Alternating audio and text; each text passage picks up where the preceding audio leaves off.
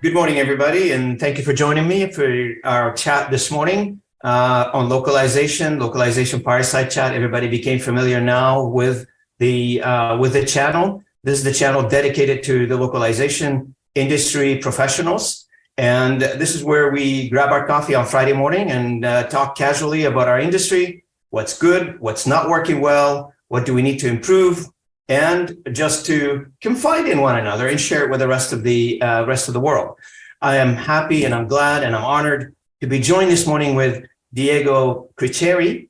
And Diego, I guess, don't need an introduction, but I will try to do an introduction for Diego and I'll let him fill the blanks. From my introduction, he's a very well-known individual. That's why I said it doesn't need an introduction. But Diego is a founder of Creative Words, also a co-founder and CEO of Creative AI, which part of the topic that we're going to be targeting today, and a president of ELIA as well, which is the European Language Industry Association. And I am the president of Canadian Language Industry Association. So great minds, things alike, and hopefully we've got some commonalities we can talk about today. And he's also the Loc Lunch ambassador, which if you've seen my video with Jan Hendrich from before, Jan, he's a co-founder or founder of Loc Lunch as well. And so we were trying to bring some crossing path here and intersections between our conversation and our industry, which is global, composed of many thousands of organizations. But at the end of the day, we're not a big industry. We're smaller of an industry, and people tend to know each other. And we have interesting stories, and that's what this channel is dedicated to, is to tell the stories of individuals, tell the stories of how did we get into the business, what draw us into the business, and where do we see this business going in the future. So welcome to the discussion, Diego. And thank you very much, Bobby. Honored to have you with me this morning, and I look forward to further discussion. So if you don't mind, just to get us started, tell us a little bit about your story. How did you, and I know you went to university, you studied translation, but what draw you into it? I was really lucky, I have to say. So I loved languages. And when I was 14, I decided I wanted to study languages. The other option was like do whatever, but not study. So I told my parents, either I study languages or I go find a work. And I was 14. And so I had an amazing English teacher at high school. By the way, I was yesterday going back to my high school to give a presentation that was amazing. And then I decided the first reason why I chose that school is because they were the only school in Italy, the only one that had trips abroad for students. So I really wanted to go abroad, and I did. And after a couple of years, every school was going abroad with students, but that's another story.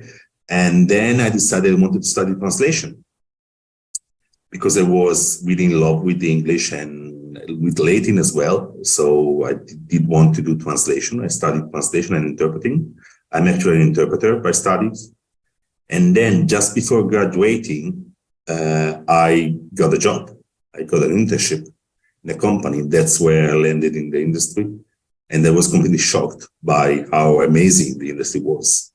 I mean, I never heard about localization. I never heard about what translation was about, honestly. So this is also why I do every kind of presentation at schools, universities, because I think the students, they need to know what is beyond university. And so that's why I'm here. I've been a translator for a couple of months. Then I heard about this project management role, and I said, okay, let's try it. I was in love with project management. I did that for 3 years. And then I became a partner in my former company. I stayed there for another 8 years, and then I left and founded Creative Words. So how is it, tell me a little bit about Creative Words. Where are you located and how many employees? And I noticed like from a little bio that you shared with me that you're dedicated for Italian companies who are looking to go global. And you're also helping companies who are from outside the market of Italy to get into the market of Italy. Just a little bit of a vision, what drove you to open your own company, A? And B is, where do you think, how do you define what you're doing right now in terms of, is it successful? What is the next phase? Oh, that's a lot of questions altogether. I decided to open my company because of personal reasons, honestly. So it was really something I decided from one day to another. And so in 2016, I created Creative Words. We now have a team of 20 people, 21 including myself, which is pretty big in Italy. I mean, we are quite well positioned. My first idea is I wanted to become a single language vendor, and this is where my bio, this is what my bio is telling right now. Of course, with time, we've been growing, and customers, they ask you whatever, and so they ask for another language, another service, and so we are growing in terms of services, in terms of languages, in terms of skills, many services, different services. About the future, I'm questioning what will happen. I have no idea. I guess we will dive into that, but it's a little bit of uncertainty at the moment. Yeah. And I would say also exciting times ahead. So a question for you, since you are in Italy and I'm located in Canada, I guess the question would be always to my colleagues from across the ocean. How is the economy doing for you? How do you feel things are progressing on a macro level in your area, in Italy, in Europe, in the surrounding area? So I never complain about the economy. I think we in the language industry are very lucky because we're very resilient, and we don't really, with COVID, with the war, there's always a need for communication and international communication and multilingual communication. So I think we are doing pretty good. The economy is getting better after COVID, I think, in general. But, we saw a slowdown in volumes in the last 3 months. And I guess every international customer is really waiting to see the potential of these new technologies that are coming out very quickly. And so I guess this is the reason. I guess it's nothing to do with the macro economy. It's really because they're really waiting to see what's next. I do tend to agree with you. I mean, our industry is I want to say, economic fluctuation resiliency built right into it. Because I can just take an example of a customer, that is impacted, or a big company that are impacted by the economic downturn, for instance, and they notice that perhaps slow of revenue, or slow down in revenue or sales. So the thing that they're probably going to be doing immediately is to try to do more communication to the market, more advertisement, more marketing, more content has to be created to rectify that slowdown in revenue. So that creates an opportunity for our industry. Absolutely. And when the industry is, when the economy is, going in a positive manner, those organization also needs to communicate the good news, the new product, the launches, so on and so forth. So you're right. You invest in training as well. Do more training maybe when there is a slowdown. So yeah, 100%. And this is what, going back to what attracted me to the industry, that's part of it. Because when I worked in the tech sector, I got to a point where from a hardware perspective, you walk into a lab and, they've got every gear, and you end up with hardware saturation. They've got a lot of hardware, but in a service environment such as this one, it's very hard to get to a point where you've done everything, especially if you add the factor of content expiry. I feel like every content that's been created has got a shelf life. And, if we don't look, as a consumer of content, if I don't look at things that they are immediate, that they're, published in the past few days or a few weeks, I'm thinking in my mind, that's an old picture now. If I'm looking at an economic factor, if I'm looking at a status reports, I need the new status report. And so when you add the factor of this content has a shelf life, and new content has to be created. And when a new content has to be created, of course, it needs to be translated. There you go. So that resiliency is right built into the industry. Now, talk about resiliency of the industry, we cannot ignore the fact of technology that's come across to us, or coming along to either help us, or depends on which side of the fence you are on. Some people think it is very helpful to the industry. Some people think that it's, threatening to the industry. I think it's a combination of both, and adaptation. It's the key word here. So tell me a little bit. I mean, you've seen this industry from, back in the days of Logos, Stratos, and, the variety of translation management systems to where we are right now. So what have you noticed from the tools that you know and the new tools that they're coming online today? And where do you see the acceleration of innovation and how is that impacting us? So I let me say I was not there with CAP tools when CAP tools were launched. So they were already there when I joined the industry. It was 2005. So I got used to it. I didn't go through the crisis, if you want, about CAP tools. I was not there yet. But the same happened with machine translation. In 2017, somebody was saying that we were all going to disappear, and it never happened. And there are still customers that are now introducing machine translation post-editing, like after 6 years. So I was talking with a customer last week, and I mentioned one of the biggest and most famous systems, I guess I can say it, DeepL, and they had no clue what it was, like no clue. I think the difference here with generative AI is that it's, in Italy at least, it's more popular. And by popular, I mean that more people know about it. You would hear about generative AI on television. Mm-hmm. This didn't happen with machine translation. So that's the difference, in my opinion.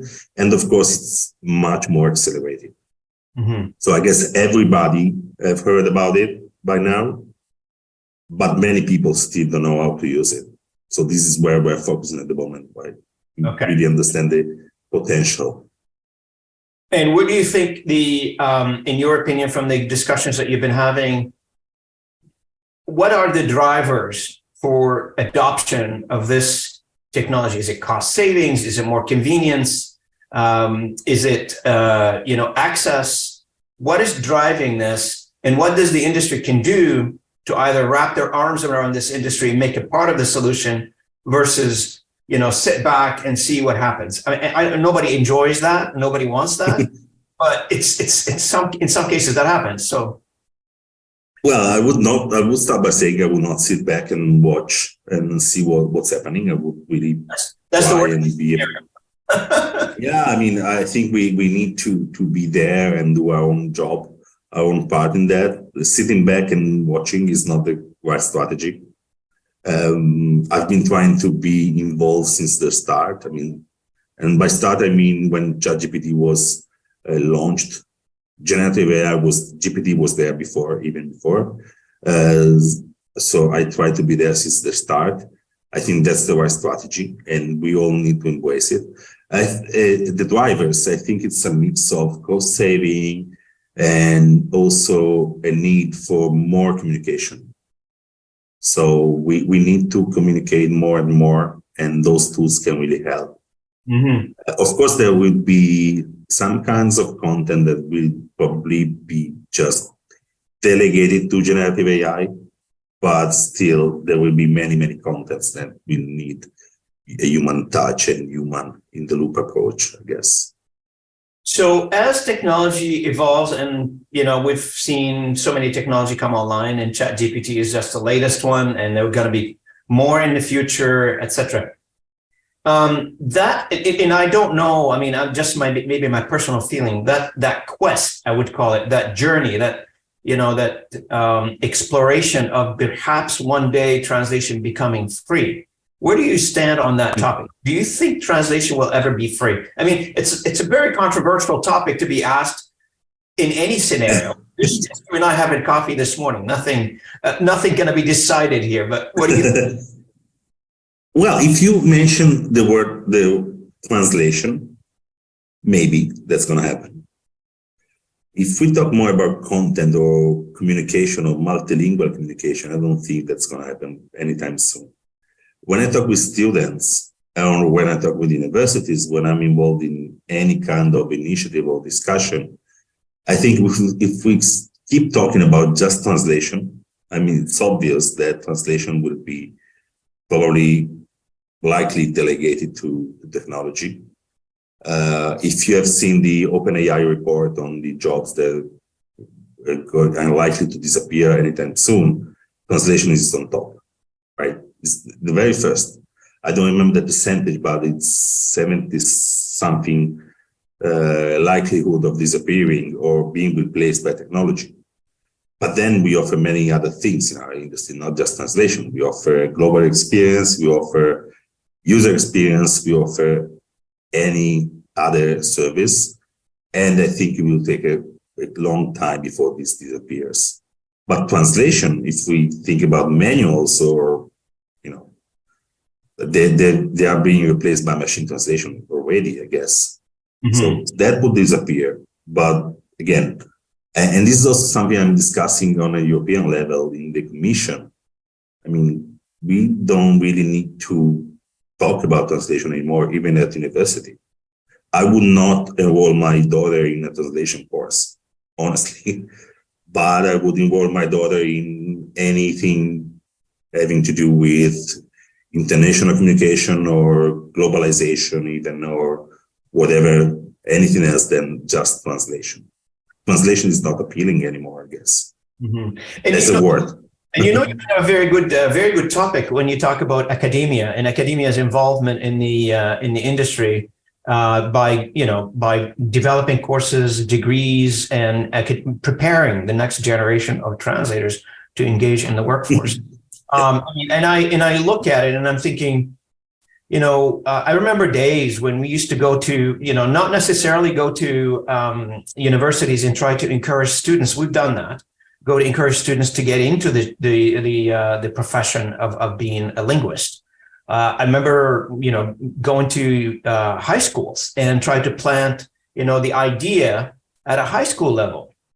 And that didn't help, to be honest with you. I mean, we may have converted like a handful of people, but we're nothing to make a significant dent in what we need in terms of resources, in terms of workforce to join the localization industry. And it goes back into, I've got a pile of work, and that's the industry that we're in. We've got a pile of work that we need to do. We don't have enough people to do it. So what is the market saying? Well, I'm going to invent the tools. So when we are not capable as an industry to do the work that the market or the global community wants us to do, the global community, the need is the mother of all inventions. So when you create the need and you don't have a solution, somebody's got to jump on making solutions for that. And, absolutely. And I don't know if you've caught the news a few weeks ago when Slater published the news. I'm thinking about that. I don't know what they're going to say, but I think we are on the same page. YouTube guy, what's his name? Mr. Beast or whatever his name is. He was using a translation agency or a localization agency. He got fed up with this. And he said, I'm doing my own thing. Absolutely. This is the scary part, not the actual technology, the technology ability now. From an open source perspective, anybody can go in and custom make their own solution. You're not using a ubiquitous platform anymore because the code, the technology is all available to you to build the blocks of a solution that can allow you to do what you need to do. Yep. And you brought up a very good point. I think, and I'm going to ask you this question, what's your view? I feel that the industry at a fork in the road right now. We either continue down the road of doing the same old, or we have to reinvent ourselves as an industry. Can you comment on that? Yeah, of course, my answer will be we need to reinvent ourselves. I mean, again, many content types will just be delegated to multilingual generation. Mm-hmm. And we need to get on that train and do our part in that. When you mentioned YouTube, I was actually thinking about what you were saying about the need. And there was a strike in Italy, or there is maybe still a strike in Italy by dubbers, like professional dubbers. Mm-hmm. And on one side, they are complaining about long working hours. There's a lot of volumes out there. They need to work long working hours.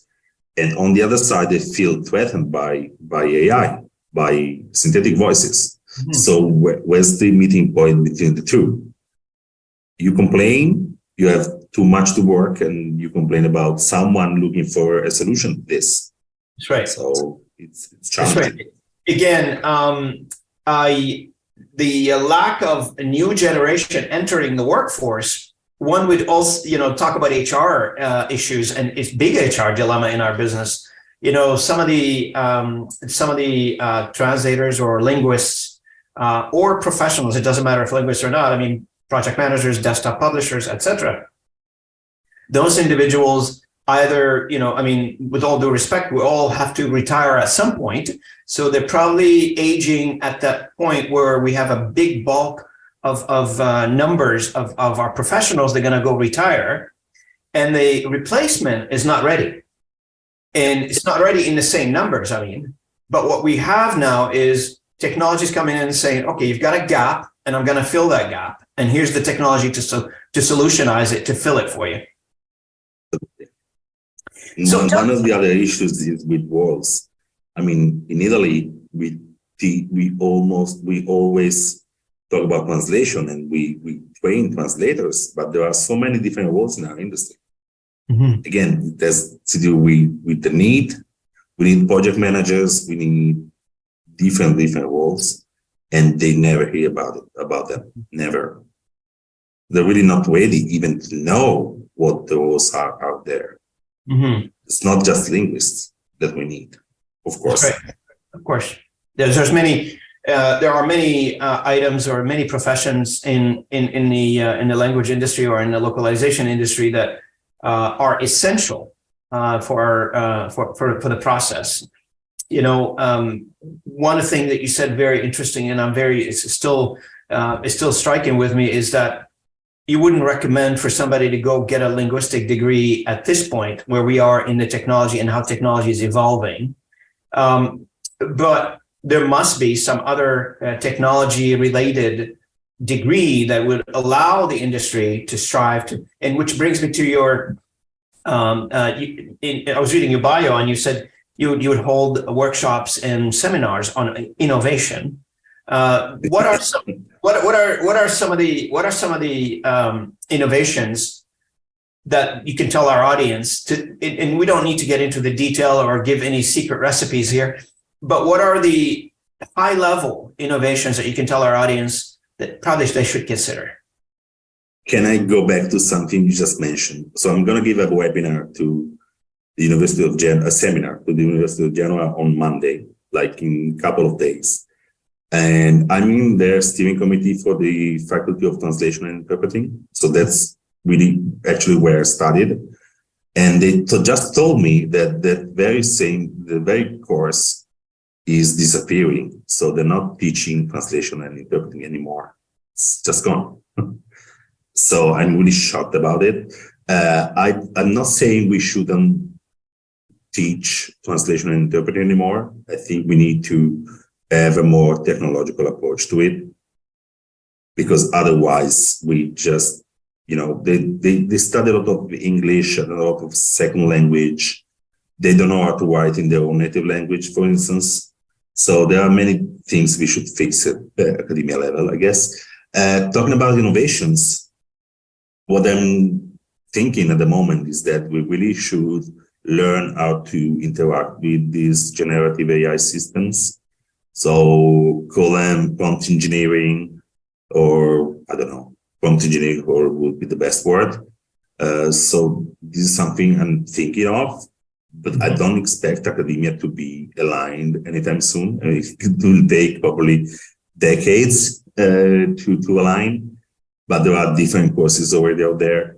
And probably also what we see in our company is we are investing a lot of innovating the processes as well. So again, call them workflow engineers or language workflow engineers, whatever you want to call them. It's really someone with a deep understanding of language, but even with also with technical knowledge, and even programming knowledge. Mm-hmm. So my suggestion would be go attend a language school, a translation course, but then try and build your own technological knowledge and skills. Is it far-fetched to think that Chatgpt, for instance, can be used by translation companies, by localization companies as a tool in their process to make their job a little easier, faster, create more profit, perhaps some cost savings for them. And I know I think it's not far-fetched. Absolutely, it's not. This is something we are starting doing.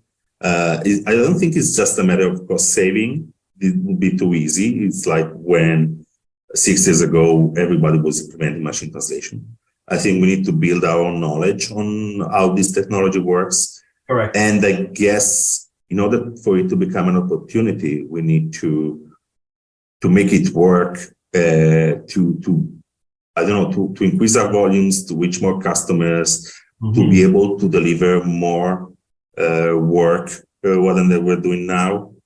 So it's not really a matter of replacing the translators or the post editors or the proofreaders, even transcriptors. It's more a matter of offering different services. Offering different services. Yeah. So we just published our brand new AI-assisted copywriting service page.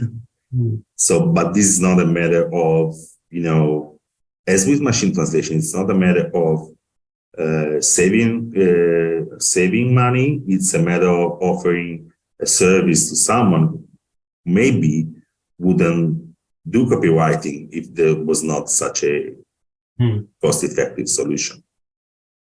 So we know that some of these tools don't address 100% of the market, right? So it will address obviously a chunk of the market. We don't know the determination of how big that market will be addressable by this particular technology that we're talking about today. But what do you think of, the rest of the market probably? And I'm thinking more like Chatgpt. When it comes to Chatgpt, the security aspect, some companies, some countries don't allow it, maybe allow it. I don't know a certain aspect of that. There are a lot of details around the technology, and you bring a very valid point there, Diego, in terms of saying, let's learn how to fit this technology into each individual business. And our business is so, I want to say, it is not a four square kind of an industry well defined. It isn't, because every customer's definition is different, every project is different, every tool that you use for a specific project is different. It's very, from the surface, you take a word from one language, you put it into another language. Once you start peeling the layers, it becomes very complex. Yeah, correct?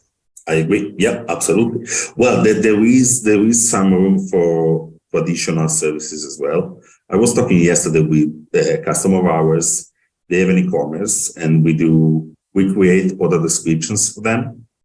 And I suggested to the copywriter, to one of the copywriters, internal copywriter, that we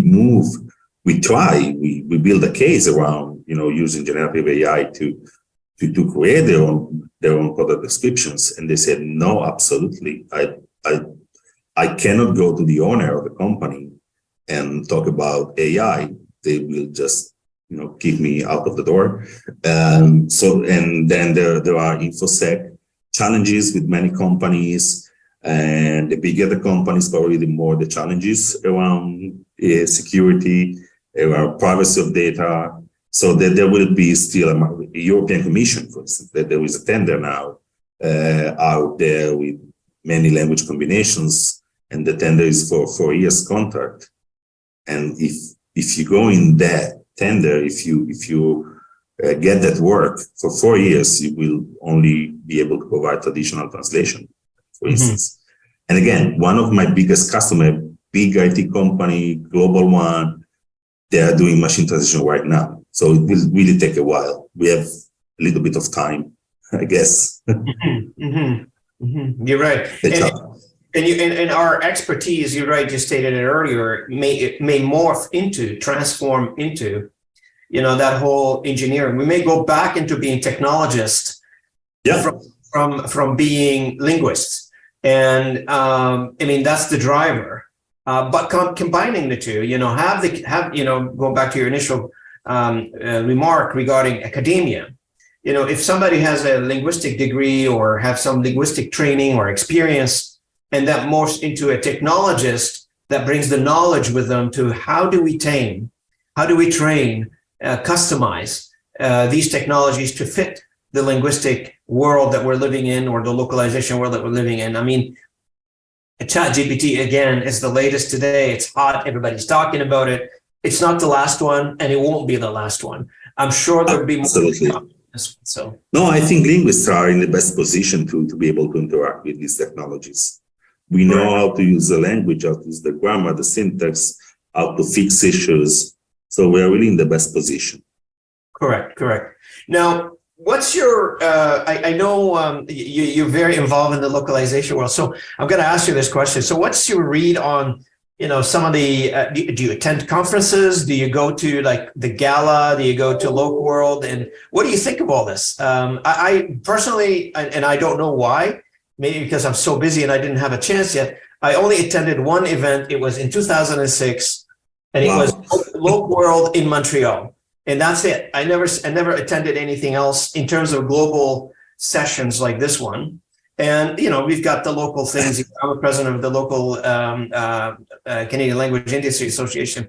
We're having our conference on May 24th and 25th in Montreal. And we're offering a portion of it virtually. But if you're interested, feel free to jump in. But what's your read on all this idea generating sort of a conferences that takes place around the globe in our industry? And do you have a preferred one that you'd like to attend? Well, I might be biased here because as the president of ELIA, we have 4 conferences during the year, different target audiences. That's okay to be biased, no problem. So I started late in my career. My first one was Loc World 2015 in Berlin. I was invited by a customer. Sorry? You started with Loc World as well?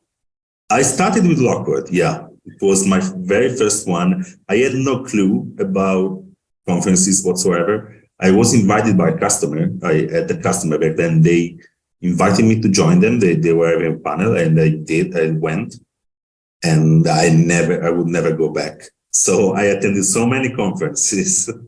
I spent all our money on conferences, and so I go to 4 conferences every year for ELIA, and at least one of Gala, either Gala or Loc World. Next one I have 2 events in May, and I'll be speaking at Loc World. So after 8 years, I'll be a speaker at Loc World, which I'm very happy about. But honestly, I think that's really important. For us, it was really important. We don't have any sales department. So all business we have is coming out of visibility or personal contacts that we build at conferences. So that's really a growth factor for us, I guess.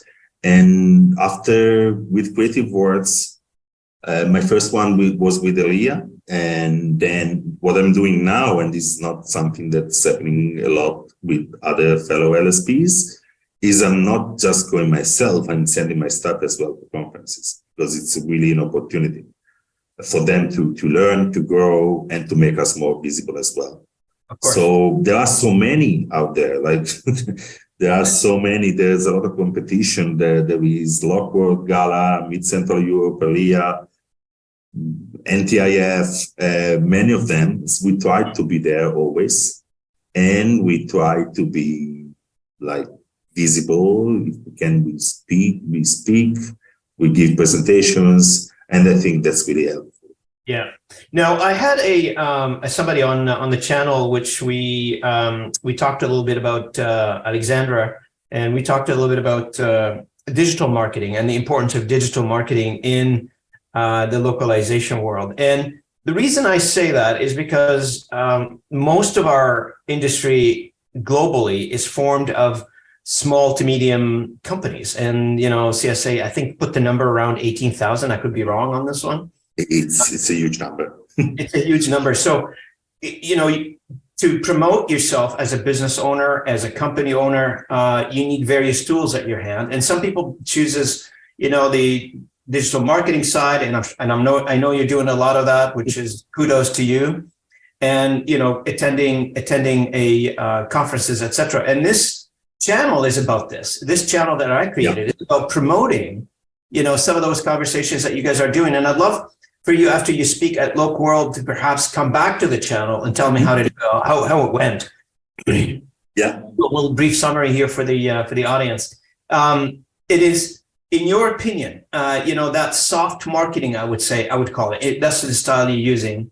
Being an authority in terms of thought leadership. This is very important for everything that we do. Of course, when you have many thought leaders, then you got to decipher which one is the better thought leader than the other. So I think we get into that. And you're successful at it. I mean, this is an example for the rest of the small to medium enterprise in our industry. I mean, you have 25 employees, you're working, you're successful, things are going very well for you, and you don't have a sales team. That's pretty strange. It is strange. Look, I invested everything on marketing. When I started Creative Words, my first hire, an intern, was on marketing. So it was me and the marketing person. Mm-hmm. So I started from there, never went back. I have a team of 3 now. I have a marketing manager, I have a graphic designer, and I have I would call it social media manager or copywriter. They are the last 2 are interns at the moment, but I'm looking forward to hire them. And I think it's really important. And it's fun. It's inbound, right? It's what HubSpot would call inbound. It's really about being visible and produce content that is useful for your audience and attract people, customers. And this is how it worked for us. And with the mix of conferences, useful content, case studies, a lot of talk, events, and it's working. Of course, you need a mix. I'm now looking into building our own sales department as well, because that would be another boost, I guess, to volumes coming to us. But marketing is really important. And so you're right. You're right. I mean, in terms of where the revenue comes from, there's 2 channels, marketing or sales. Some companies decide to invest heavily in marketing. Some companies decide to spend their money on sales teams. And for me, it's more fun to do marketing rather than sales. I would probably save money on having a sales team, but with marketing, it's more fun. Oh, correct. But, sometimes that hybrid model, sales and marketing, if you prefer to continue heavy in marketing, which is fine, and then you have 1 or 2 salespeople helping you, moving it along, it also helps quite a bit. Because let's face it, as your company grows, you're not going to be everywhere for everybody. You can't duplicate yourself. You need somebody to support you. You need somebody to help you out. Oh, yeah. Absolutely. That's right. Yeah. So my last question is, I noticed that you like skydiving, and tell me a little bit about your personal life. My personal life. So skydiving is the result of what we recently did with Creative Words. We have this short working week. So I'm married since 2010, and I have 2 kids. I couldn't find the time to have any hobby. So I had no hobby for the last 12 years. Last October, we decided to have this short working week, and I thought, okay, let's use this free time, partially for the family, but partially for myself as well. Because otherwise it's just work and family all the time. And it's okay, but you could wish for more, I guess. So I started with the license. I took this course on skydiving, which I completed a couple of weeks ago. So I now can jump solo, which is great. I did that only once, but it was amazing. So that's probably my life. Family, 2 kids. I try to be there for the family as much as I can, and I'm successful in doing that, I guess. Well, wives will always complain, but that's another story. But yeah, I can have my free time as well without feeling guilty. I'm not taking time off from the family, but you need that as well. Okay. Which part of Italy you live in? I live in Genoa. Oh, you live in Genoa. North of Italy. Yeah. Oh, north of Italy. Okay. And so let me ask, you said you're married, you have 2 kids, and you do skydiving, and your wife let you do skydiving, or did she have to ask you to maximize your life insurance? Usually injury insurance doesn't cover for skydiving. So Oh my goodness. there's Ladies and no gentlemen, for we have that. an adventurer in our mix here. I It's love very, that. very safe. I have to tell you, it's very safe. It's not, it can look scary. It's really not. It's very, Okay. if you are prepared, it's not really, it's really safe, honestly. You know, you'd be a very unique person in our industry, which is completely risk averse. Like our entire industry will never take risk. And here I'm talking to an entrepreneur who likes skydiving. I'm shocked this morning. No, I'm probably going tomorrow, maybe, to do another couple of jumps. Very good for you. I personally like, just while we're sharing, I like photography. So I'm an avid photographer. And I love sailing. I'm looking to, I love, taking when I sold my sailboat a few years ago, and I'm looking to buy a new one. But my wife and I were talking about maybe buying a sailboat in Europe, not in North America, because in North America, you only use it like part of the year, and then you have to package it. Then you need to come to Genoa. Oh yeah, I heard. Maybe I should look you up. Yeah, come to Genoa. It's good to have your hobbies as well, right? Yeah. And passions I'm passionate about what I do as a job, but you need something else, I guess. Absolutely. Look, I mean, we are driven, we volunteer, we talk, we spend 100% of our time in this industry. But as you said it earlier, you need a bit of an outlet of something that you enjoy doing that is not related to or connected to what you do on a day-to-day basis. Oh yeah, absolutely. Absolutely. Yeah.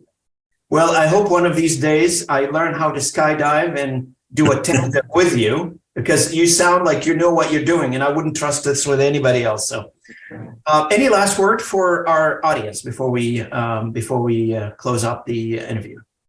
I have some last words for you. I was really happy to talk with you. I know we had the long overdue talk we should have since the time I was elected as in ELIA and as president. So let's catch up on this, and now we will cooperate more. I guess to the audience here is hopefully you liked it. Get in touch if you have any questions, and follow your show, Robin's show. Very interesting. And to you again, thank you for inviting me. It was a pleasure. And I want to thank you for taking the time this morning, Diego. Hopefully you come back and chat with me one more time, or as many times as you like. The door is always open for you. And absolute pleasure to have you on with me this morning. I really enjoyed our conversation. And when this video is all done, edited, the podcast is done, I'll share the information with you and the audience. And feel free to share, use it however you want to. I will. Thank you very much. Thank you so much. Enjoy the rest of your day. Thank you.